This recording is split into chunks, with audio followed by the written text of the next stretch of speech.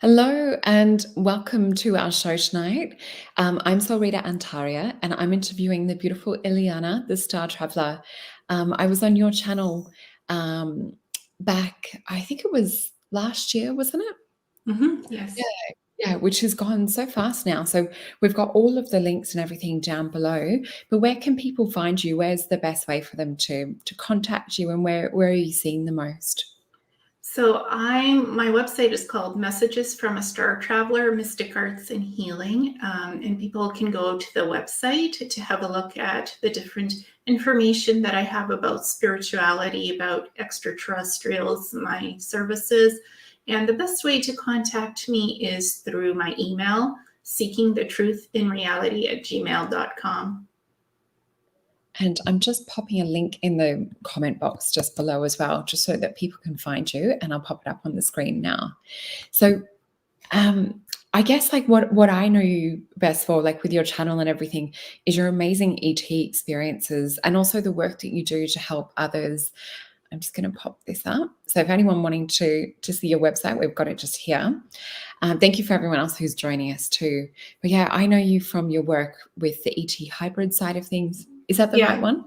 Oh, Yeah, that's the blog, but that's oh, a sorry. blog. My other one is Seeking the Truth in Reality. So that's a blog one. So Okay, let me pop this so one up. so Sorry. that's the blog, and it's good. It's good for information, but that's not the services website. Let me just see. How we find this? I'll put that one up while we chat. I'm just going to have a look. Sorry about that. That was just the one. Yeah.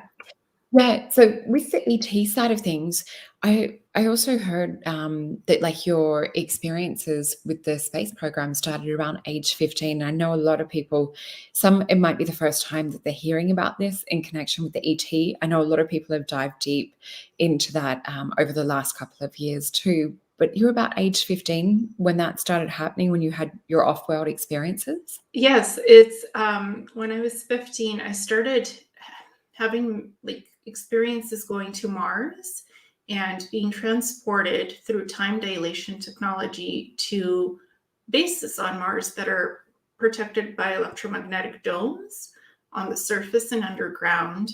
And these bases, they have Planetary Corporations, SSP Assets, and personnel. So just because you're born on Earth doesn't mean you never leave the planet. You can, because through the time dilation and the portal jumpway technology, they can beam you up anytime they want, anywhere on the planet. And they make it so that the timelines intersect, so that they're able to connect timelines in reality. Where you're on Mars, then they can take you back to Earth and back to Mars again. So what I remember from those memories, because I'm a hypnosis practitioner certified, is that I spent 60 years on Mars doing that type of work in the cybernetics labs on Planetary Corporations.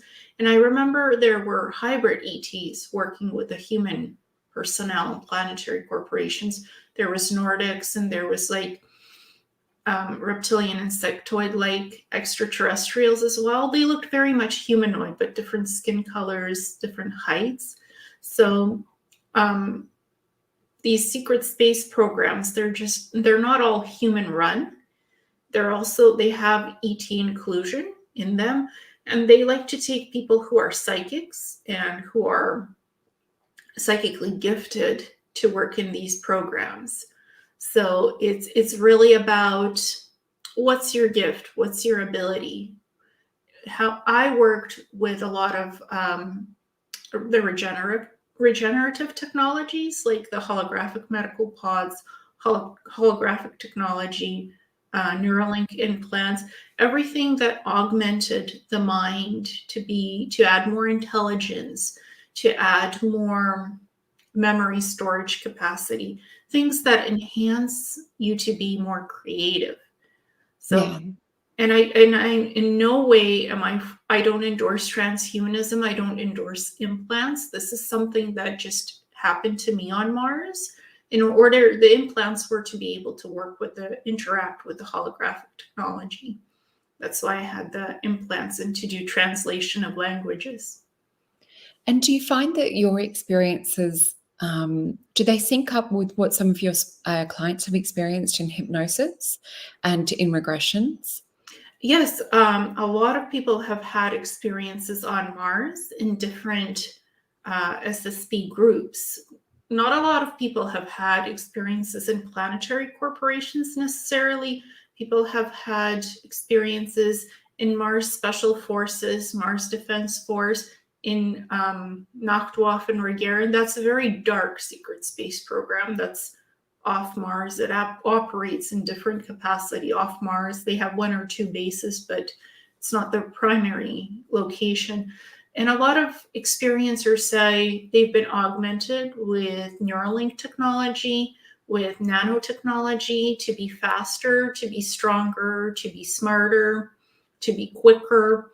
So agility and wearing smart suits. So those are the commonalities. And they remember going on different bases, either on the surface of Mars in craters protected by these domes or underground. So these are some of the similarities that come up in hypnosis. And also about ET contacts and abductions, that they're not just secret space program experiencers or assets. They've also had ET contacts or abductions prior to that or before or after the SSP stuff. So there's ETs involved in a lot of this stuff. That's the commonality as well. That's what I noticed just going through your information and, just through you and I chatting as well. And you do such a wide array. Like when I went through your website and through your blog, which everyone should check out your blog. I've put a link up to your blog, to your website, and to your YouTube channel, because I know that when people start looking into it, they'll just want to dive into you have so much information out there. So I've got a little list, like I wrote down everything that you do, and there's so much.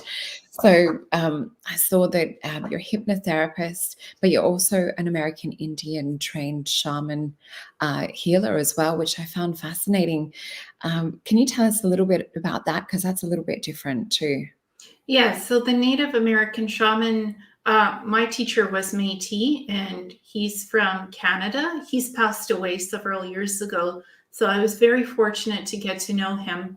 And I had a hard time finding a genuine Native American teacher to teach me how to make the sacred tools, how to honor the earth, how to honor the people, how to work with people in grounding, in balancing people's emotions, to do past life regression and hypnosis. He taught me how to do that. And his name was Leonard Howell. And he taught me 3 levels of shamanism. And we started with honoring the earth, learning about spirit guides, learning about all the dimensions that exist, the lower realms, the middle realms, the higher realms, and the upper realms. So he taught me about all of that information and how to honor everything that I do, to honor it with healing and to honor energy itself and people. That must have just been fascinating. I'm sure that it would have been, because I know a lot of us that are ET experiencers and are, healers, and you work as a psychic as well. I know that we just become hungry to consume this kind of knowledge. So that must have just felt amazing to find your teacher, to connect with the right person. Yes, he taught me to use discernment and to also be careful about who contacts me or who I contact, that it's positive energies that I connect to and positive ETs, and to energetically protect myself. So we worked with different things like learning how to move energy, how to work with sacred tools, how to do the rattle, how to do the drums, how to do sacred journeying with the drums. And then he taught me past life regression and hypnosis, how to blend shamanic past life regression, how to blend hypnosis. So it's not just traditional hypnosis, that you connect on a soul level with the person in hypnosis. So you're actually seeing their memories when you guide them in the hypnosis. This is what he helped me to learn with my psychic abilities, how to connect to the frequencies of the person you're with, so you can do that. Yeah, and that's very important, working with all of the different tools and techniques that you work with to have that strong connection and strong bond. And it's so important when picking a practitioner to work with, or picking a psychic or a healer, that you have someone that is working with that positive energy, that does have your best and highest good. And especially with hypnosis, wanting that client to be held in that beautiful, loving space and protected, but to also feel calm, that you can open up in that space. And I know that you bring that energy. Also, before we were starting the show, we were chatting a little bit about background and how these kinds of abilities tend to run in families. And you were saying about like your family connection. Do you want to speak a little bit about that? And is that related to perhaps you being an ET experiencer? Is that something that also ran in the family? My mom doesn't have any memories of being an ET experiencer. She does have intuitive abilities, so she can often sense what's going to happen, and whether it's good energy or bad energy. So sometimes she tells me, I sense that this is going to happen, be careful, or this is a beautiful experience. So she's very intuitive, and she works with crystals. So I think that amplifies her ability, and just she holds such beautiful healing vibration in her soul. She's not a negative person. She just always holds light. She's such a beautiful, vibrant person. So I'm very inspired by her. And my great-great-grandmother was psychic. So she actually would do card readings for the people in the Wow. village. We're from Europe, originally from Europe. Yeah. So she would do these card readings, and she would help people to find lost animals. A lot of people were in Oh, the farms in the village. So it's like, I lost my goat, I lost my cow. Can you help me to wow. find them? So she would read the cards, and she would find where their animals are. She would tell them. And in return, they would bring her milk, they would bring her food. So it's like a fair exchange system, Yeah. because I mean, they weren't using money, charging money for this stuff in those days, because it's a village setting. So they would Yeah. just find ways to reciprocate for the services in a fair way, like bringing food, like bringing milk, like bringing things, soap to each other. Whatever somebody else needed, they would help each other out. And so she didn't expect more than what the person could offer for the service.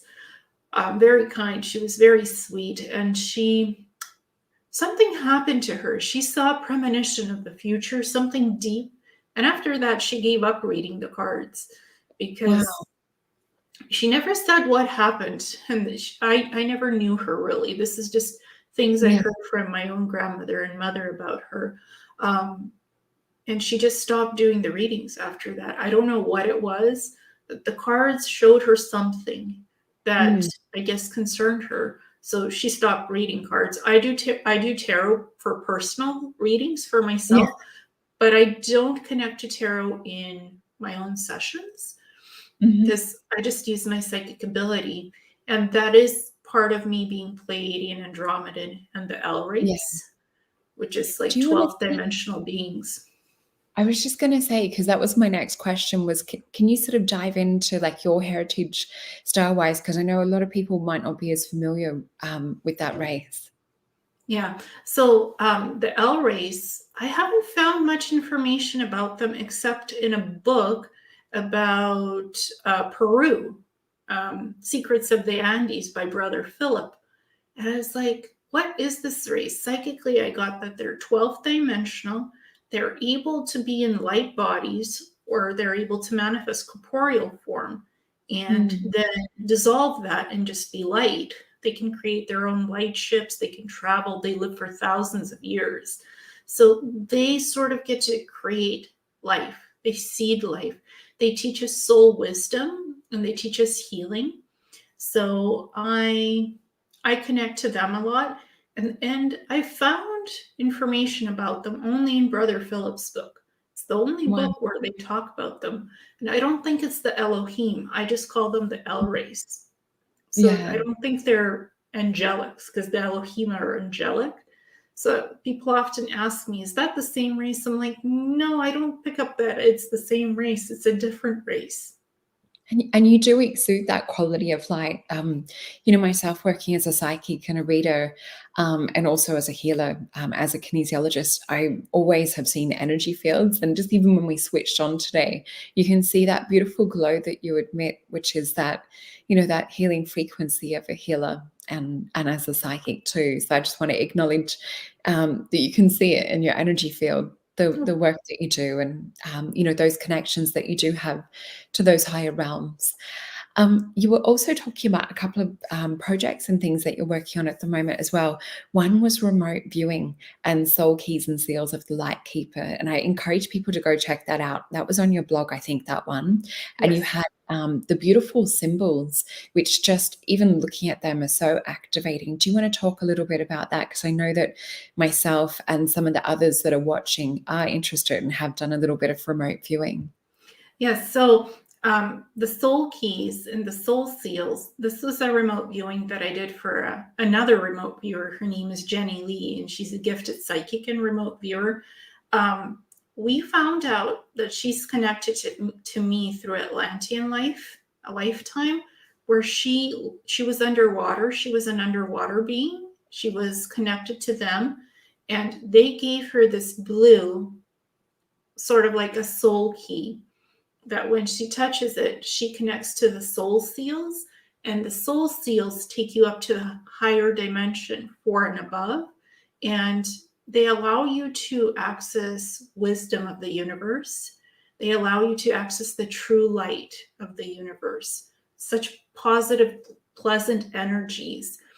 So she's doing her own remote viewing about the soul keys and the soul seals. She learns so much information. There's different symbols that connect the soul keys to the soul seals, and the light keepers are people like her. And I'm a light key. I'm not a soul keeper. I'm a light key.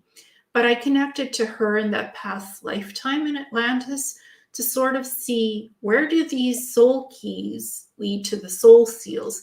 And so you have to first connect to the soul keys with the symbols, and that activates kind of the portals to the soul seals. And once you access the soul seals, you go up higher in the universal dimensions, and you go beyond the earth plane. So you reach your highest wisdom, your highest potential, and you raise the light of humanity. You raise planetary light. You raise universal light. So you connect to such high frequencies of healing and positive vibrations. And you can feel that when you tune in. So definitely go check out. I'll just bring your blog one back up so that people can open that window too. Because it was an energy that just emits through the screen. And I think that's the thing with energy, is that we don't need to physically be there to tune in or to, sense or see it. I'm sure that you understand that working as a gifted psychic too. One of the other things that you've been working on too was the Enochian portal systems and the language of the angels. Do you want to speak about that? Because there's so much that you're working on that we don't really hear much of it. Like it's harder to find information online about these kinds of topics. And that's why it's such a joy to have you on. So the Enochian portals are connected to light language, to angelic languages. And I was talking to spirit. That one wasn't remote viewing. This came from spirit, the information, or, source creator, whatever you want to call that. Some people call it spirit. Some people call it source creator. And it was, so spirit was saying, you've looked at the light keys, you've looked at the soul seals. Why don't you look at the Enochian portals? And I asked, what is the Enochian portals? Because I know there's Enochian magic with all the sigils, right? Spirit said to me, Enochian portals utilize the sigils of the angels, the light language of the angels, to connect to these Enochian portals that are based on energy, based on magic, everything that comes from the earth and other planets. So these are natural portals. They're not man-made, they're energetic, and they have their own colors and frequencies. So you don't have to be a light key or a light keeper or anything like that. You can create these portals and you can travel to the higher dimensions. So you don't, You don't need to be of a specific ET frequency, of a specific light source. You just connect to the vibrancy of the positive magic, and you can create these portals to go where you need in positive realities, positive dimensions. So it's kind of like a bit different from the soul seals and the soul keys. It's different frequencies. Yeah.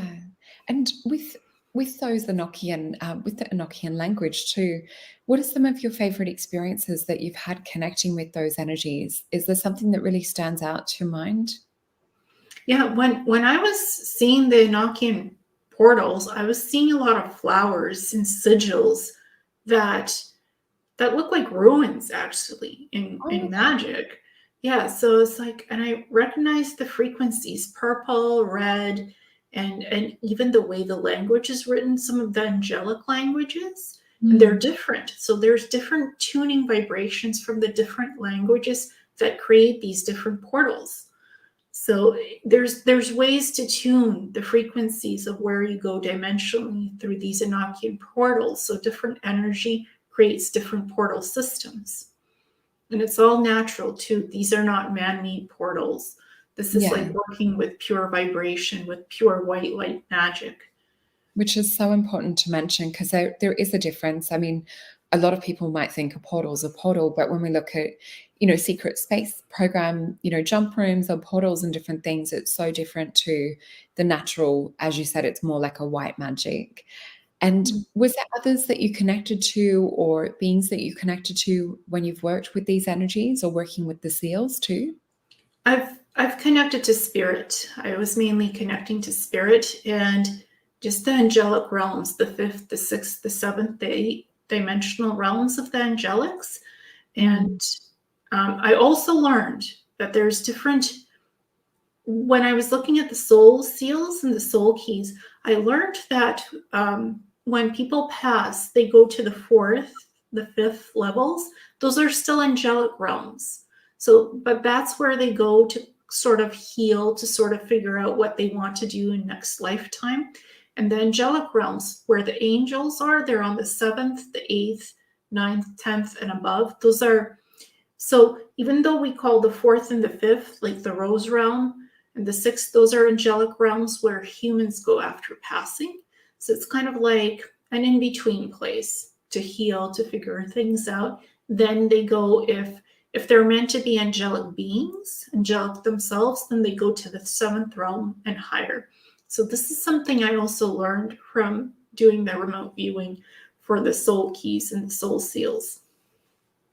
And with all of the experience and with everything that has been coming to you, have you noticed with the shift that we started to have over the last few years, is there a different direction with your work, or do you feel like a more of an anchoring of the higher frequencies that you hold? Is there things that are changing for you that you've noticed?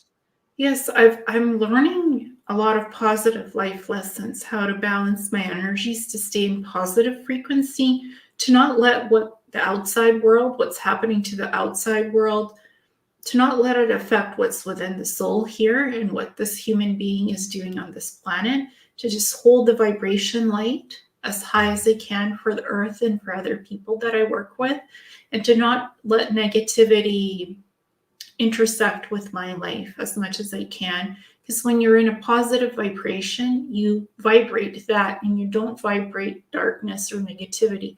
But I'm still doing the shadow work when I need to, because you can't bypass spirituality. You can't do bypassing, spiritual bypassing. You need to work on the emotional soul stuff and the physical stuff to be healthy, to do that work in order to be balanced in everything in a positive way, because there's light and there's dark, and they both have their place in the balancing of things.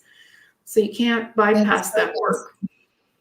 Yeah, that's really well said. And I feel that that's similar things that's been coming up for me as well over the last couple of years, but really not being afraid to step in and to kind of be more concrete here on the earth. I think because of being used to being in other dimensions and other realms and holding a certain frequency, this can be quite a hard paradigm to navigate down here in the third dimensional density. And I'm not used to perhaps some of the harshness that the third dimensional density brings.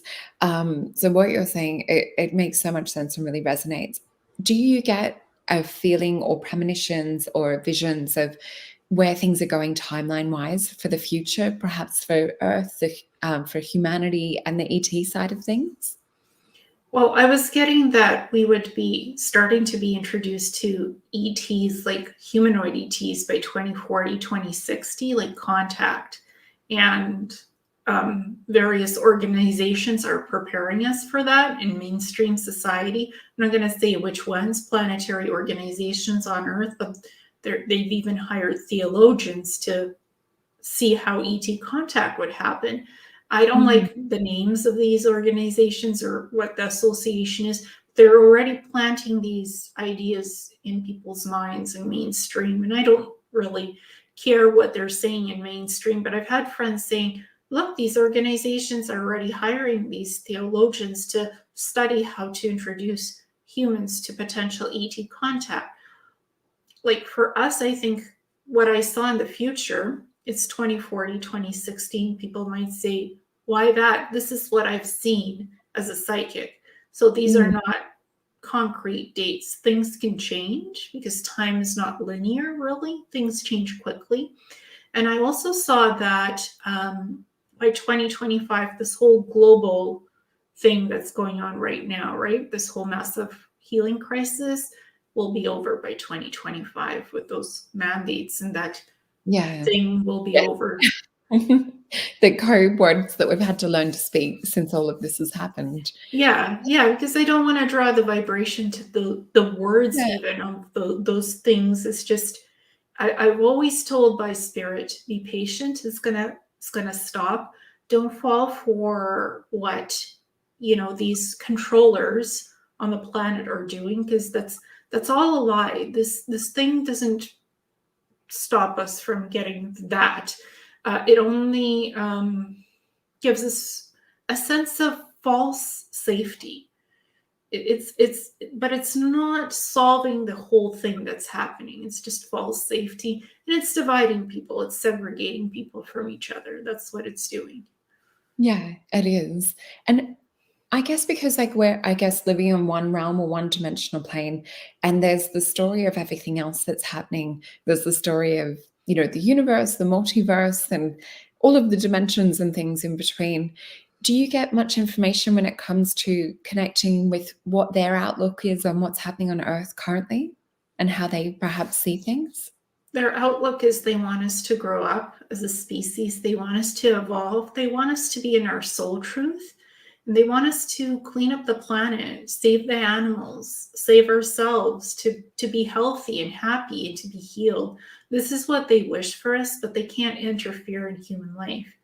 It's just people are saying ETs should rescue us, ETs should take us off this planet, ETs should just fix everything. But we are the creator beings that can fix any of this if we want. If we put the effort, we can fix anything and change anything. We have the power. Don't underestimate yourself. You have a lot of light. We all have a lot of light, and we can all contribute to a positive present future.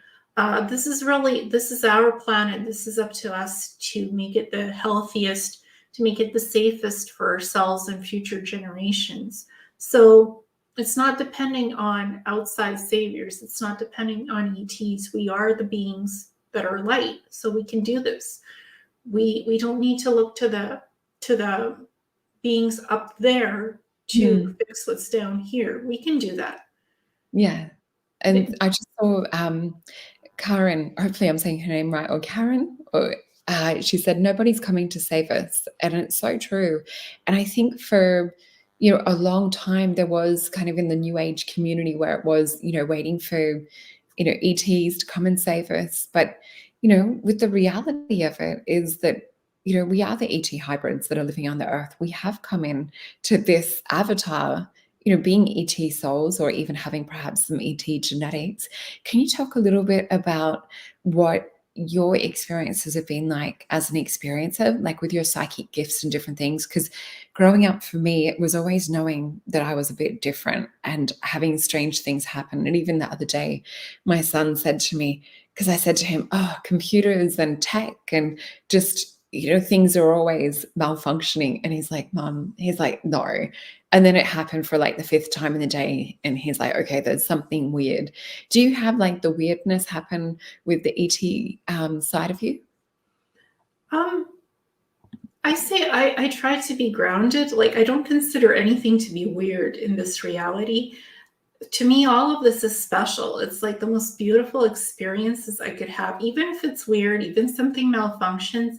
I know, because we're in a 3D world. That's why things malfunction, because they don't last forever. So I'm Yeah. like, that's okay. I'm fine with that. From the psychic point of view, from the ET point of view, I am connected very much with my higher selves, with Janaea, who's Pleiadian, and Miara, who's Andromedan. They're aspects of my past life selves as ETs, and they're part of my higher consciousness, the higher self. They have their own personalities, of course, and they look even different from me than what I am here on Earth. And they connect to me. If I need help, if I need advice, I go to them. They always give me positive information. Janae also helps me see the future sometimes. Like, she takes me even further than my abilities can. And again, you know that they're the higher selves, they're your true higher selves, if they give you positive information, positive advice, positive help. If it's negative beings coming in and they're really like telling you things that are inappropriate and negative, that's not the higher self. That's something else that's come in. That's a trickster being or negative energy. So when we make contact, we should be very careful, and we should be aware of what we're hearing telepathically. So as a ET hybrid, I'm very aware of that. It's like, well, who's coming in? Who's sending me these messages? Who am I telepathically reaching out to and communicating? I try my best to read the frequency of those beings and to make sure they're of a positive vibration. I know there's negative beings out there as well, and I try to not contact them on purpose. Sometimes in remote viewing, I've seen them and I've talked to them, but I don't specifically seek to interact with them unless it's for a purpose to know something that's important. And I don't let them come into my energy. I'm always protected energetically. Yeah, I would agree with what you said there too. It's super important to only connect with beings that either love you unconditionally or that are there for your best and highest good. And the same with connecting with, energies when working with clients. And I love that in your hypnotherapy sessions and your regressions that you would never want to put anything negative or implant anything into a session, that you have that integrity, that you work, for your clients' best and highest good too. I just want to do a quick shout out to JC, who's in the room as well, or in the chat. So hello to Jean-Claude from Beyond Mystic. We're on the 3rd channel, 003. He has an amazing channel for everyone watching and has a lot of like-minded soul tribe that's here with us now. So I just want to say thank you to all you guys for jumping over here. We have a question for you as well. I'm just going to put this up on the screen. So Rick's asked, what's your view on corporations, insectoids, reptilians, etc., working with Mars and the relation to controllers on Earth? How does your optimistic and positive outlook integrate that? And how does she see that evolving? Thank you, Rick. Well, the Planetary Corporation, there's a lot of different ones. The one that I was part of, Planetary Corporation, I see them as dark. They're not positive energy. They allowed me to be in the program because of my gifts, but some of the things that I saw there, they were creating cyborgs out of human beings and transferring the souls of people into other clones, cyborg bodies, avatars. So I find that violates human free will, free human soul will, and doing things without our permission, violating our human rights. So I don't support or condone what that particular corporation did. I know that I was there and what I was doing in those cybernetics labs, but I don't condone the actions of that corporation. That is nothing I would ever do on a human soul free will basis. It's part of my experiences, but this is not what I do now as a healer. I don't condone those actions. I don't condone putting implants in humans' brains to augment abilities. We are sacred light. We are our own energy. Our abilities are ours. You don't need to augment something to have psychic ability. And I also say that the human controllers on this planet are separated from those corporations up there. There might be affiliates, but those corporations don't need human money to function. They have their own infrastructures, so they haven't needed us for a long time. They're not interconnected with us. We're not being even told about them. That's why it's called the secret space programs. There's a lot of these dark reptilians have left, especially in Antarctica. They've left because there was some frequency energy device that was used on them, and it disconnected them from the human energy on this planet, and they left through portals. And they're not welcome by a lot of these SSP factions. They don't want the darkest of the dark in their own factions because they're trying to clean up their own messes and dark stuff happening.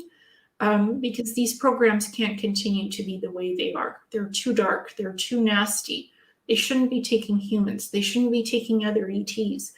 So I don't want regressive negative reptilians interfering with our planet. And I certainly want all the dark controllers off this planet because I don't want to be controlled by them, and I don't want others to be controlled. So it's all this programs that we're constantly fed through TV, through the news, through internet. Like, there's so much dark news we hear. Why? It's not all dark. There's so much good things happening. Why constantly focus on that particular frequency to hold people down? It's not nice. I love that you're, of that similar mind to myself too, because, we don't watch the news and we avoid a lot of the dark stuff too, because it does impress upon or invite certain energies to come in. One thing that I really wanted to ask you too was a little bit about, like, in your list of everything that you do DNA infusions. Can you go into that for the audience as well and talk a little bit about just some of the other tips and tools and things that you work with? Because there's literally, like, I've got a massive list and I don't even have it all written down. Oh, where's my camera? Don't even have it all written down here, but there's so much that you do. Mm-hmm. So for the DNA infusions, it's positive ETs that have agreed to sort of donate their DNA so that they give me the DNA and I energetically infuse it into the person receiving it. But I don't tap into human DNA. That DNA infusion from the positive ETs like the Andromedans, Arcturians, Lyrans, Yael, and there's others, there's Fenmorians, which are aquatic beings. That DNA either goes on top of the human DNA, right? Overlaps it, and it gives you sort of the characteristics of enhancing something in yourself that these beings are contributing to you for your soul growth, for physical improvements. Sometimes there's even healing that happens. They convert the DNA infusion into sort of like an energy healing using the same frequency. And it goes from 5-stranded DNA to 24-stranded DNA. And they sort of choose how many of them come in and what the DNA strands will be for your highest health and for your body. So it could be overlapping over your human DNA, and that's a permanent DNA infusion, or it could be side by side where the DNA infusion can be undone if it's too much for you. Because some people are affected differently based on where their abilities are, what's happening to them in life, how the body reacts to it.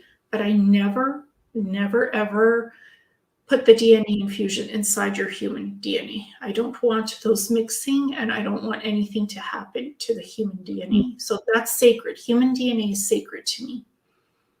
When you were talking about placing it side by side, I almost got that image of, guitar strings when you pluck one and the other will vibrate. So does the DNA help to kind of send that frequency or vibration into the human DNA, but without it physically interacting and interfering?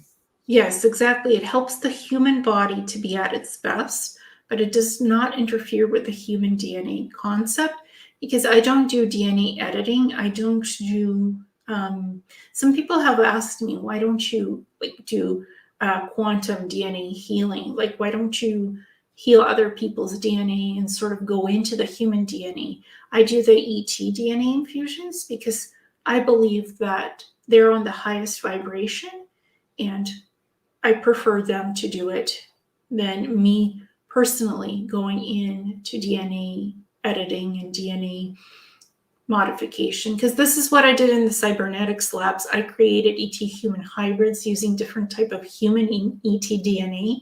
So I did a lot of editing of DNA, a lot of fixing of DNA. I just don't feel like I want to repeat that as a human cycle. I don't want myself to be in somebody else's DNA. I sometimes, through the body medical intuitive scans, I can read the DNA and say, there's like a methylation issue with too much low vitamins. This is genetic, or this is why your metabolism isn't working correctly. So I can read human DNA. I just don't go editing and fixing it. I let the ETs do the healing of DNA and stuff like that, because they're at their highest frequency. So I don't want to repeat the cycle of genetic editing. And I've had lifetimes in Atlantis as a geneticist. So I sort of don't want to go back into that as a healing. So the DNA infusions, I let the ETs do that through me, of course, but I don't touch the human DNA. And does that give you an insight, I guess, into experiments that are currently taking place in the Earth realm, with everything that's happened over the last 2 years? Does that give you a different insight, having that background with the other lifetimes? Yes, there's a lot of underground dumb bases. Still, there's like 3,000 bases left from the 12,000 that we had on the whole planet. And they also do genetic experimentation. They create human ET hybrids. They hybridize us humans. They take genetic samples from us to create babies, ET human hybrids, to introduce into our society to make them a tougher species. We wouldn't even know that they're walking among us because they look like us. But the psychics, you and I would know, I think, because we can sense the different energies of these beings. So they're still experimenting with that. And to me, that's sad. There's so many different hybrid programs still on this planet and these bases underground. And there's experimental labs. There's not just DEMS.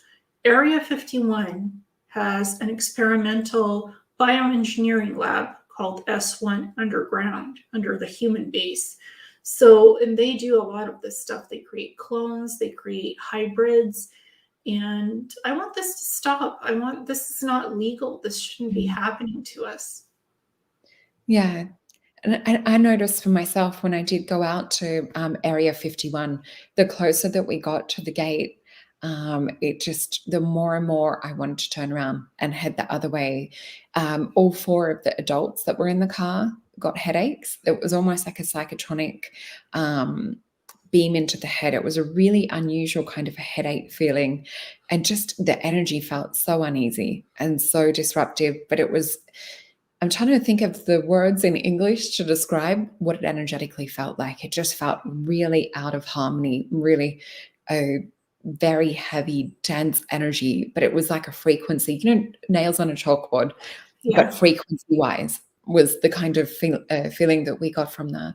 And I remember being abducted there, and they were using this light technology that would wipe my memories. So I would have like very vague memories of what I did there, but I did a lot of genetic editing, creating ET human hybrids again. This is some of the work that I did in the cybernetics labs.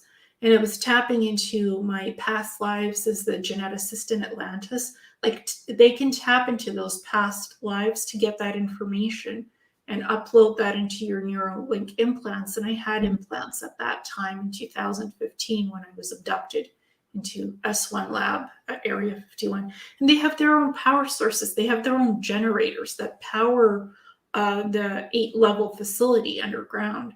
So they have jump rooms and jump beam technology. So you might be sleeping one moment in your bed, then you're beamed out the next, and you're given kind of this jumpsuit, silver or blue jumpsuit to put on, and they take you through the elevator from the surface facility down to the elevator. And they just, you go on the level of S1 You go in the labs and you have clearance to work in that one specific section. They wouldn't let me go anywhere else except the bioengineering lab. And they have these silver blue walls that are kind of like metallic because it's all reinforced. You go to your station. If you're working on genetics, you go to that station and they have holographic technology. You key in your credentials, whatever, entry level you have. It could be smaller, bigger, and you work on doing the genetic manipulation. Then they have the beings being grown into these fluidic chambers with plasma technology connected. There's like vats of plasma that connect to grow these beings. And then once they're fully grown, then a ship comes, like a saucer, a ship comes to pick them up and transport them somewhere else for human training to eventually put them on the surface to interact with us. Yeah. And I think for some that are listening that have perhaps, not heard some of these things before, it might sound like science fiction. But I think when we look into the information that's been kept through us throughout history, like if we look back to the days of Tartaria and the buildings and use of free energy technology, and we look back to the Atlantean Empire, there's so many times where our societies got to a pinnacle point of development and then it's been, put back down. So when we look into things that you're talking about as well, there's always been some element that's been hidden from humanity or from the public. So, just keep an open mind as we're talking about these things as well. And just to, find out a little bit more information. And if you are an ET experiencer, some of the things that we're saying might be things that you've been through. I know for myself, I've woken up with clothes on backwards, woken up with my clothes on a pile on the floor, had implants and different things myself too. And it is hard to find others that understand what it's like to go through these sorts of experiences. So yeah, I'm just asking everyone to have respect with, with the information that we're sharing, because everyone is here having different experiences. And I just want to thank you for sharing, very open-heartedly your experiences that you've been through too, because it's not always the easiest thing to talk about, or to be able to actually get it out into English words. Yeah, and the other thing I noticed that when you're being abducted somewhere or beamed out, there's also missing time. You feel like you're almost coming back into a linear frequency of slow time on Earth. And when you're off world, things are going much faster. So that's the other little clue I have when I was abducted or beamed out somewhere. Even time feels differently in those places. Like it's all faster. And when you come home, it slows down again. So Yeah. Mhm. Yeah. And what was your experience with that? Because you were saying, was it 60 years that you were gone? Yeah, it felt to me like on Mars, it felt like I was there until 2060. That's the time frame, and it was 60 years. And even my human body feels differently. There's wear and tear on it at 37 years of age that shouldn't be there for somebody so young. I think some of it is the result of this quantum leap time dilation program. The more you dilate time, the more it can affect the human body. So I think some of this is consequences of that. And even the genetics has been modified where some of it is damaged, honestly, because right now I'm losing collagen in my body and I can sense that. So I'm working on healing that. And it makes my joints and bones crack and pop. And I'm like, that's the result of this SSP stuff. And not that I'm blaming anybody. This is something I'm working on healing, and I don't blame these programs for any of that. I've also done plasma therapy, like human plasma therapy, and it helps to regenerate my body because this is what I'm familiar doing in the secret space programs. So I tried it on myself to just start regenerating and healing this body, not just energy healing, but also working with plasma to heal the body. And how did you find the results of that? Did you notice a big difference? Yeah, I noticed that I'm not so sensitive to the environment anymore. My memory is much better. I don't have migraines so much anymore. It's easier for me to breathe because I'm so allergic to smells, to foods, to sounds even. So this has been balanced. So I have less allergies and sensitivities to this human environment. And I think sometimes even when you're going into spirituality and you're exploring your ET side, your ET genetics are activated, and it makes it harder for you to live on Earth in this 3D environment sometimes even. So the plasma therapy has helped to balance all of that and make it just easier to be part of this human experience. Yeah. And it's interesting how you were saying, like, with the allergies and different things to the 3D world. I've had friends joke, with food allergies and things in the past that I've luckily worked on healing a lot of them. They're like, you're just not meant to eat food on the earth. Like, you must eat off-world food, or there must be something else that, and it is something that a lot of us ET experiences do have in common, whether it's, things connected to autoimmune or, things just, they tend to function a little bit differently, but a lot of us are drawn to looking into healing. So we're quite lucky that we open that door and, work on, I guess, utilizing the best out of this avatar that we're in this time. And I also eat organic food. I don't eat heavy meats like beef or pork. I eat chicken, I eat turkey, and it's free range. And I eat vegetables, a lot of vegetables, and I drink green tea. I don't drink coffee or black tea. I also try to have a very nice diet that's vibrational to my body type and to my blood type. I'm not to the point where I'm vegetarian. To me, I have a different body type that wouldn't be able to handle that.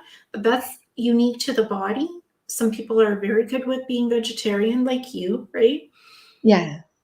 And it's funny because I guess my blood type's the meat eating blood type, but it just never felt like it resonated with my energy, or just physically, like I would get breakouts on my skin and hormonal problems and things. But, that's where I say, like, you've got to do what works for you. And for some people, they do need a very different diet, and it's, whatever is the balance, whatever's going to make you feel good.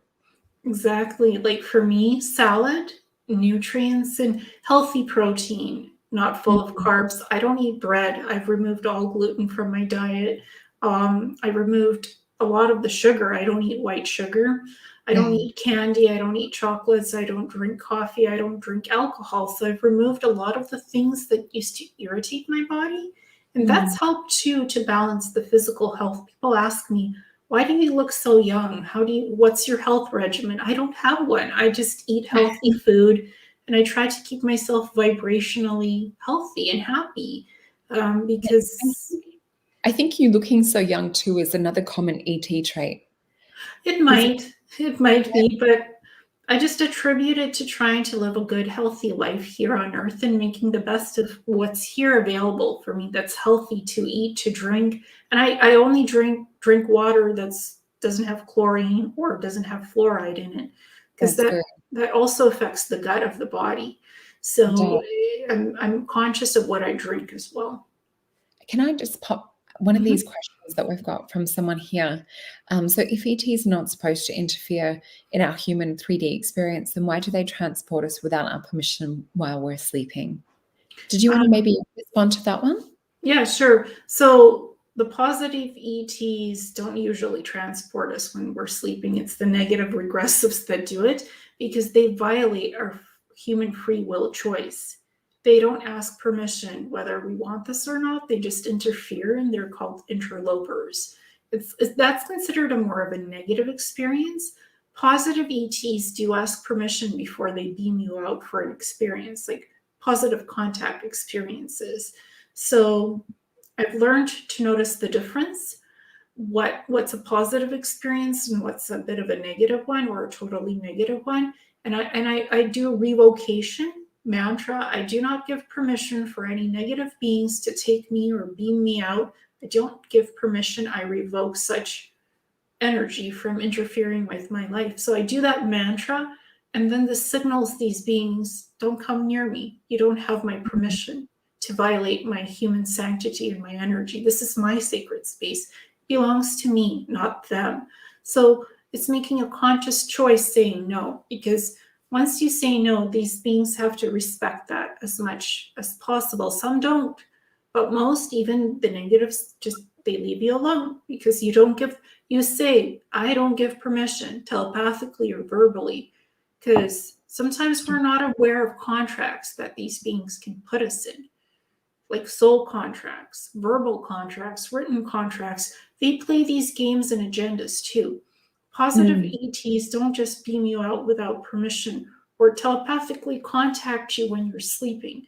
They have boundaries, and they honor and respect universal laws that are good laws, that are not negative things that these others engage into. So it's really a matter of which of these beings are involved in this stuff. Yeah. And I think there's something interesting to note, that some of these contracts and agreements, may have been made before we came into this physical body. I know with my experiences and some of my, I guess, going on board craft and going to school on board craft and, eventually teaching on board craft and things like that, they were contracts that I made before I came into this physical vessel. So there was already that connection made. So some of you may even have that sort of thing where you've made contracts or agreements before coming into this physical body. But definitely what Elaine is saying as well, to do with making sure that you have those boundaries up, whether you're stating it out loud or just telepathically, transmitting that. And I find shifting frequency for me is one of the bigger things too. If something is trying to latch in from a negative point of view, really tuning in, what's my vibration feel like at the moment? Is there an image or a signature that I'm giving out? And then I'll switch and I'll adjust that so that I'm throwing, I guess, a different signal out. So I'm looking like I'm offline, and it just makes it a lot harder for them to seek out or find. I find that tip works really well too, if anyone is experiencing things like that. What would you say is really good for if some people are experiencing more of the darker types? Is there anything that you find works really well? Because I know that's a big question that a lot of people have, is what can they do to protect themselves from the dark side of things, whether it's entities, parasitic type things, or negative ETs or spirits? Well, like you were saying, to protect yourself, like you hide your inner light, you protect yourself with your energy shield. You can vibrate your auric fields, because our chakras have auric fields and the rest of the body. So you can use your own light energy to protect yourself, to shield yourself, so that your soul spark does not shine like an open beacon and does not broadcast your psychic ability to these beings, because this is what attracts them. Entities are attracted to negative thoughts. When you're feeling low, when you have anxiety, depression, when you have negative emotions, negative polarity, these energy beings that are entities, and it could be demonic, it could be ETs, it could be parasitic energy beings. There's different types. There's like physical and there's energetic entities, and they're all parasites trying to feed off of your energy. So you have to be cognizant of balancing your energy and positive polarity as much as you can, so these beings are not attracted to negativity, because they feed off of that and they latch onto us. And then we have to, if we have something like that happen, we need to change the polarity of what's happening in life. We have to look at ourselves. What's causing this negativity, this anxiety, this depression? We need to work on ourselves to balance that, to get out of that frequency, to raise the frequency. Once we do that, most of these entities are not interested in eating good, positive soul light vibration. They find that so disgusting. They need the negative aspect to keep feeding them. So they latch off and go elsewhere, because they're not getting their food source anymore. So it's really about protecting your soul and your physical body. And that's, in one way, it is viewed as a food source. So that's where we really need to be that guardian on the mind and the guardian of our energies, to make sure that we're not exuding that kind of frequency or that negativity, or if we are in a bad mood, going and doing something about it. Really stopping that mind when it's sort of in that active, angry state, whether it's diffusing it, journaling, getting out into nature, just sort of trying to do anything you can do to break that cognitive cycle. And on the flip side of it, talking about communication, but more so like with the positive ETs and positive spirits and things, is there anything that you feel helps you to amplify your gifts and abilities, or to work as a receiver or an antenna for these kinds of experiences and messages? Crystals, definitely. I have a lot of displays with crystal grids in it. Like the whole thing behind me here, this is full of crystals and the different positive crystal grids that protect my home, that protect me, that keep a positive vibration, which attracts positive ETs to want to communicate with me, to want to help me, to work with me. Like for their Arcturians and the L race have taught me a lot about energy healing, a lot about how the inner soul works, how past lives are connected to us. So I really want to learn something from ETs. So I connect to ETs that can teach me soul wisdom, that can teach me healing. Some ETs teach planetary history of what happened. Like you were saying, we've had advanced civilizations, Atlantis, Lemuria, Mu, and others, Inner Earth, Tataria, Agartha.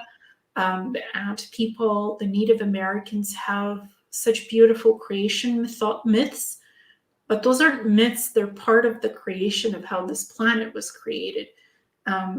So I think we've been around for millions of years, not the last 6,000 years. We've been here longer. So I try for different learning opportunities, I connect to different ETs.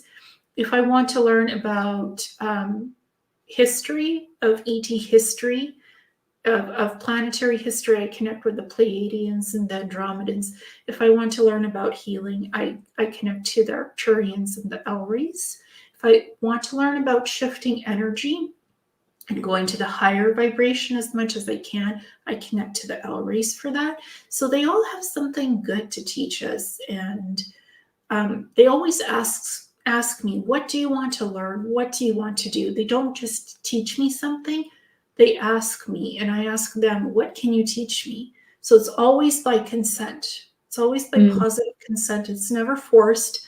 And it's also if they want to teach. Sometimes they may say no, and that's okay too, because they all have free will choice. They're beings just like us. They might be on a higher frequency, but they're also beings. They have their own souls and they have their own lives. And they do things in the universe too. So I respect them for who they are as well. Not just me wanting to be given respect by them, but respecting them and what they can help us with, what they can teach us, and just respecting their time as well. Yeah. And that's such a good way to put it into words. You know, I guess it's thinking about, you know, how we would operate if we were on that other level too. I just want to bring up, someone did ask a question, because we're at the top of the hour, so we will finish just shortly. But I just wanted to address this one just around helping someone. There is a book called, I think it's called How to Walk Between Worlds. It's a shamanic approach to people going through depression, bipolar, mental illness, different things like this. And of course, like, we have to be careful because we don't give any medical advice on this show either. But yeah, definitely research more into the entity side of things. Could be an interesting perspective. I know some people haven't had to do the medication side of things when they've addressed the energetic side and things that might be attaching or clinging on. So I just wanted to bring that up. But also, I just wanted to say thank you so much for like all of the tips and tools, and just you've just opened up this beautiful world, or this my cat's just decided to walk in front of the screen. You've just decided, you've just opened up this really amazing aspect to part of the world that we're living in. And a lot of it is unseen to many. So I just want to say thank you for your courage, and thank you for really just having an open, honest chat with us about your experiences and what you've learned. And yes, and just one thing in regards to the Walking Between Worlds book, my shaman teacher taught me to do inner healing without psychedelics, without using mushrooms, without ayahuasca, just to use the energy to do that. Raise your energy vibration, and you can heal what's in here, the soul, the physical. So he started working with me because I was very sensitive to psychedelics, to anything you ingest. So I never did ayahuasca. I never did peyote. I never did any of those psychedelic mushrooms, LSD. I never did any of that. I worked with pure energy. My shaman taught me how to do the inner healing energetically within, and to the outer body, and to the soul, the spirit, the mind, and the body. So to be integrated with all of those systems. Some do use psychedelics for healing anxiety and depression. Some use ayahuasca for soul healing and soul reintegration or stuff like that. So there's so many different alternative healing modalities, herbs, mushrooms. There's so much to look into. Just do your research to what feels best for your own healing. Yeah, definitely. And I think if we can look at all healing from a holistic point of view, because I know this person also said that their friend can't go off the medication. So, working in energetic ways in which you can, while someone is on medication, can also help, just being there to assist. Yeah, but thank you so much for joining us, Ileana. Yeah. It's just So, really interesting having you on yeah, and chatting about all of these different things. Was there I something you was, wanted to mention? yes, I was just thinking perhaps the Xanax balances the brain chemicals, because there's serotonin, there's dopamine, and other brain chemicals that some of these medications do balance properly. So it could be chemically more balanced in the brain. So for that person, that medication might be working because of that, because it's doing something positive to them and for them. So just because one person might have a bad experience with that medication, that for the other person, it could help with their brain chemistry. So it's really depends on the individual and what their body needs as well. So I don't discount medication, traditional medication. For some people, it might help. For others, it might not. It really depends on what's happening in the person's body chemistry too. Yeah, that's such a good point, and also really important to look into balancing the gut where, serotonin's produced and, even things like gluten can interfere on a mental level as well. The link is, there's only a small bit of information to do with that link between the gut and the brain when it comes to gluten, but it's definitely something to investigate in. Well, I'm sure everyone's enjoyed having you on. We've got some beautiful comments too. So thank you so much for your time. We do have your links in the box below. And I look forward to chatting to you again very soon. Well, thank you so much. It's been a pleasure to be on with you and to chat again. Thank you, Ileana. All right, talk Thank you. soon. Thanks everyone for Bye. joining. Really appreciate it. Bye. Bye.